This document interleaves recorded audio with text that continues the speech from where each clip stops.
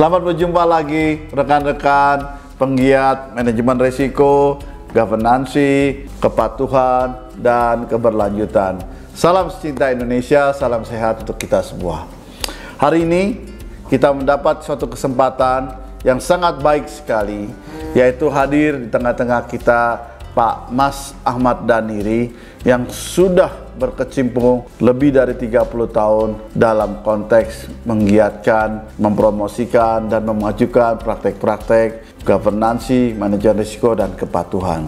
Hari ini kita mendapat kesempatan untuk diskusi tentang penerapan manajemen risiko berdasarkan pengalaman beliau yang syarat dengan penuh insight untuk kita semua. Selamat bertemu lagi Pak Daniri. Terima kasih untuk hadir di tengah-tengah rekan-rekan penggiat manajemen risiko di Indonesia. Mari kita ucapkan salam Pak Daniri kepada teman-teman. Selamat pagi Pak Anton. Selamat pagi pemirsa. Salam sejahtera buat kita semua. Baik.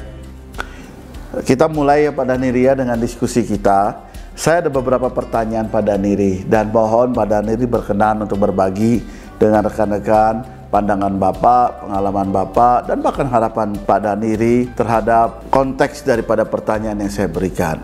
Pertama sekali adalah, menurut pandangan Bapak, apa sih yang salah dalam kehidupan bermasyarakat dan bernegara bangsa Indonesia sehingga sampai saat ini masih memperoleh indeks korupsi yang relatif tinggi di antara negara-negara di dunia, terutama yang masuk ke dalam G20. Silakan Pak Daniri. Pada kesempatan ini, perkenankan saya berbagi terkait dengan implementasi GRC secara terintegrasi.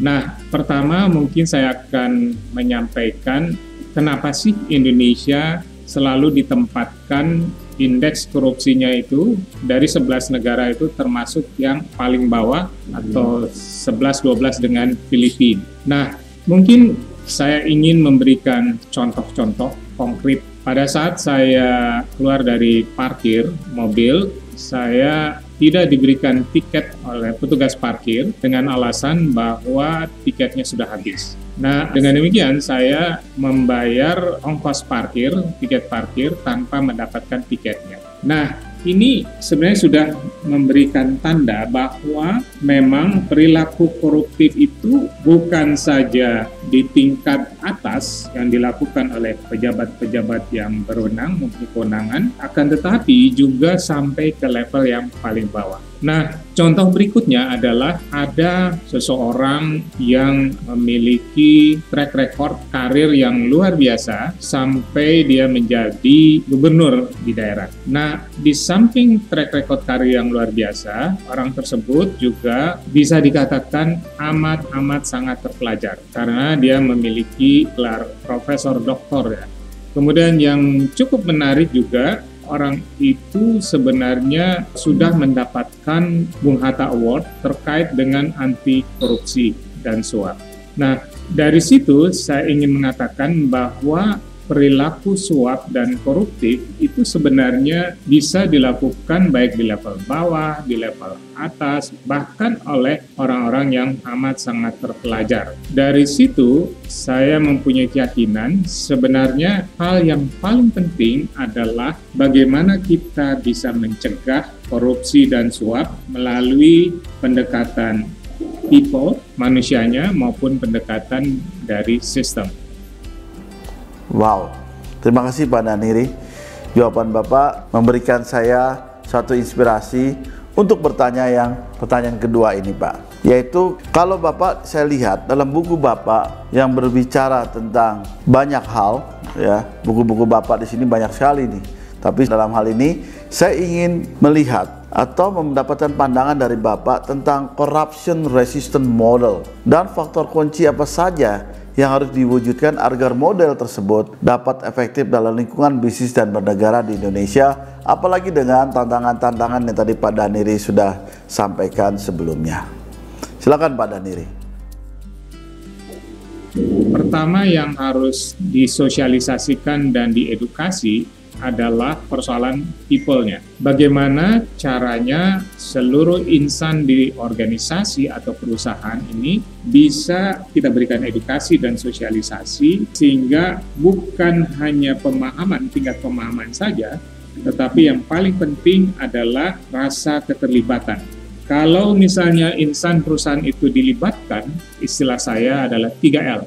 Libatkan, libatkan, libatkan, maka itu akan memberikan rasa memiliki yang tinggi, rasa memiliki pemahaman yang tinggi, sehingga dengan sukarela mereka akan melaksanakan apa yang mereka sudah sepakati tersebut. Nah, yang berikutnya adalah bagaimana kita membangun people-nya melalui Code of Ethics dan Code of Conduct, edukasi, sosialisasi, dan melibatkan insan di perusahaan atau di organisasi. Yang berikutnya bagaimana kita menjaganya antara lain dengan melalui sistem yang kita bangun. Misalnya 3 line of defense. Ada first line of defense, second line of defense, third line of defense. First line of defense biasanya dibangun di unit organisasi yang paling bersentuhan dengan operasional. Kemudian second line of defense itu dibangun dari misalnya ada unit-unit di dalam organisasi tersebut yang mengkhususkan diri di dalam penerapan GRC, manajemen risiko, compliance, dan tugasnya adalah bagaimana selalu melakukan, dalam istilah Jepang itu, bahasa Jepang adalah Kaizen atau continuous improvement atau perbaikan yang selalu berkelanjutan. Nah, itu adalah tugas dari second lines of defense. Sedangkan di third line of defense tugasnya adalah melakukan audit. Audit ini dilakukan tentu saja dengan tujuan untuk memberikan masukan dan kemudian dijadikan semacam program-program perbaikan, improvement dari masing-masing unit organisasi yang ada di dalam organisasi. Terima kasih, Pak. Model itu bagus sekali kalau menurut pandangan saya, Pak. Walaupun banyak juga hal-hal atau tantangan-tantangan yang harus kita hadapi dan kita atasi. Terima kasih, Pak. Nah, sekarang kita lanjut kepada pertanyaan ketiga, pemirsa. Dalam hal ini saya yakin dan saya juga kebetulan mengikuti banyak berita-berita di mass media, banyak sekali studi kasus yang dapat dipelajari. Salah satunya sudah banyak dikutip oleh media-media publik, yaitu kasus Jiwasraya, Pak, dan bahkan juga dituliskan di dalam buku Bapak juga. Dalam hal ini, kalau kita merujuk, kenapa ya, Pak, ya kasus-kasus tersebut masih timbul terus? Hal ini menimbulkan keprihatinan dan sekaligus juga sih kegeraman, Pak, ya, bagi banyak pihak penggiat governansi, manajemen risiko, dan kepatuhan. Atau singkatan daripada tadi itu adalah GRC, Governance, Risk Management, Compliance. Menurut Pak Daniri, masih ada harapan ya sih, Pak, buat GRC yang efektif, yang tadi ada governansi, manajemen risiko, dan compliance, itu bisa benar-benar terapkan di Indonesia dalam hal ini. Silakan Pak Daniri. Saya akan mencoba melihat dari kasus yang baru-baru saja kita temukan, yaitu kasus investasi saham-saham, istilahnya saham-saham yang bisa jadi fundamentalnya tidak terlalu baik gitu ya, di Jiwasraya, dan kemudian juga kita lihat ada di A1.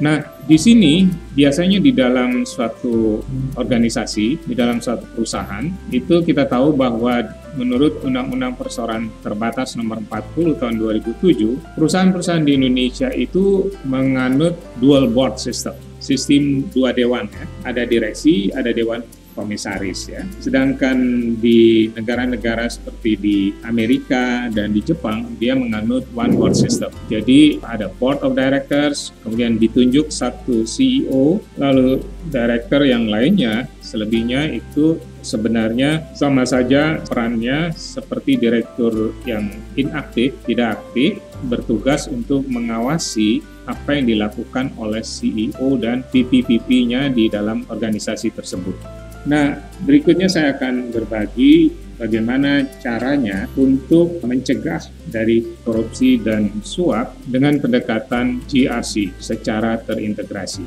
Pertama adalah terkait tadi dengan membangun people ya. Saat ini mungkin saya ingin berbagi tentang pengalaman saya, yakni pada saat saya di Panasonic Manufacturing Indonesia, itu saya diminta oleh Panasonic Pusat di Tokyo untuk mengedukasi dan mensosialisasikan Code of Ethics dan Code of Conduct dari Panasonic. Nah, apa yang saya lakukan adalah dengan mengikut sertakan atau melibatkan semua para manajer dan para GM untuk menyusun atau merumuskan the do and the don'ts, apa yang boleh dan apa yang tidak boleh, apa yang salah dan apa yang benar. Nah, itu dalam setiap bisnis proses di setiap unit organisasi di perusahaan itu sendiri.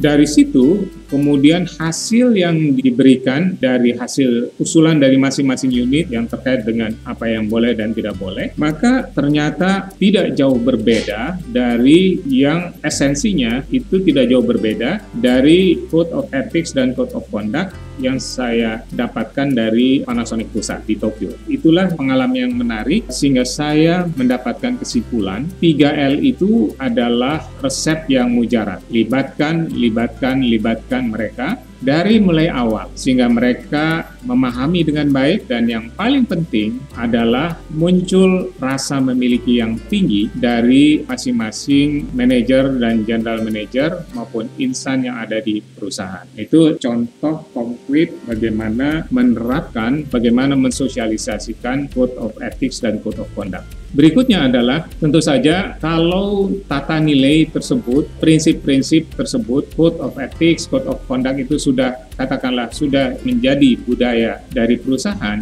maka yang berikutnya adalah bagaimana kita membangun sistem agar prinsip-prinsip tersebut, nilai-nilai tersebut maupun keyakinan-keyakinan yang sudah terstandarkan tersebut itu bisa terjaga dengan baik.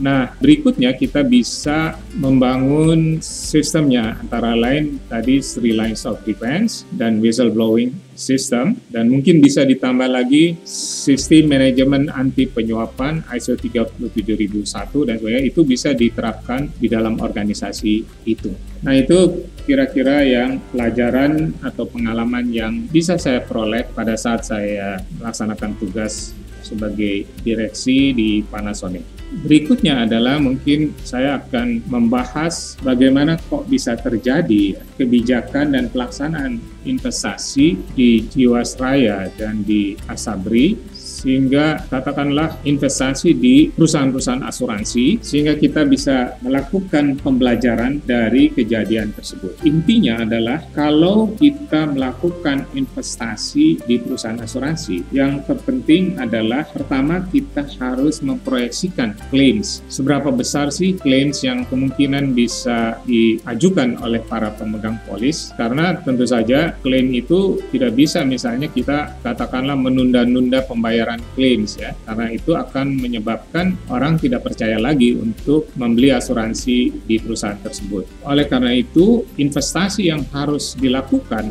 untuk menutupi klaim itu hendaknya dilakukan pada instrumen yang liquid atau nyaris liquid. Kira-kira demikian. Misalnya seperti deposito, kemudian obligasi pemerintah, sukuk, dan sebagainya. Kira-kira demikian. Nah, baru kemudian setelah kita bisa katakanlah menutupi proyeksi claims itu dari investasi yang liquid dan nyaris liquid tersebut, maka kita baru bisa menginvestasikan di saham-saham, katakanlah saham-saham yang liquid dan fundamentalnya bagus. Itu kira-kira strategi investasinya harusnya mengarah ke situ. Nah, yang terjadi ternyata investasi yang dilakukan di Jiwasraya dan Asabri itu memang investasinya diinvestasikan, maksudnya dana-dana itu diinvestasikannya itu di saham-saham, bahkan bisa dikatakan saham-saham gorengan. Nah, sehingga tentu saja itu sudah jauh meninggalkan prinsip-prinsip kehati-hatian yang memang harus dijalankan di perusahaan asuransi. Nah, itu kira-kira demikian.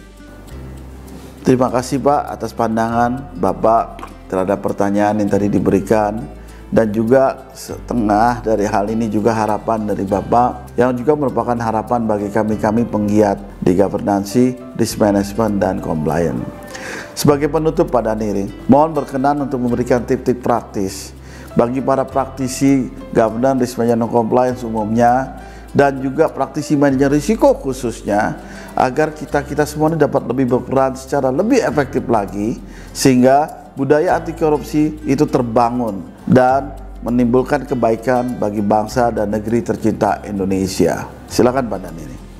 Salah satu cara untuk bagaimana bisa mencegah suap, korupsi, maupun penyalahgunaan dengan melakukan pendekatan, menerapkan konsep GRC, Corporate Governance, Manajemen Risiko, dan Compliance yang terintegrasi, sehingga bisa dikatakan tujuannya adalah untuk supaya perusahaan, baik direksi maupun komisaris maupun para manajer dan general manager, tidak terperangkap pada tindakan penyalahgunaan, tindakan penyuapan dan korupsi. Saya kira itu pengalaman yang saya dapatkan dan mudah-mudahan ini bisa bermanfaat untuk kita semua. Terima kasih. Assalamualaikum warahmatullahi wabarakatuh. Terima kasih Pak atas diskusi singkat dan jawaban-jawaban yang diberikan oleh Pak Daniri. Dan bagi para pemirsa, mudah-mudahan diskusi singkat dengan Pak Mas Ahmad Daniri yang sudah berkecimpung sangat lama sejak kenal beliau, sejak masih jadi direktur di Bursa Efek Indonesia, dulu masih Bursa Efek Jakarta, menjadi presiden direktur, beliau menjadi presiden komisaris berbagai organisasi, dan kemudian menjadi penggiat yang tidak lelah untuk terus membangun opini positif, terus menyemangati kita semua, walaupun tantangan untuk menerapkan hal-hal baik itu tidak mudah, terutama dalam GRC atau Governance, Risk Management, Compliance, dan merujuk kepada juga penerapan risiko di berbagai industri tidak mudah. Kita masih ada lingkungan-lingkungan besar di sekeliling kita yang suka nggak suka menjadi dinamika bagi kita semua. Terima kasih Pak Daniri, dan bagi teman-teman penggiat, mari kita ucapkan terima kasih sama-sama kepada Pak Mas Ahmad Daniri, dan sampai berjumpa lagi. Salam secinta Indonesia, salam sehat untuk kita semua. Terima kasih.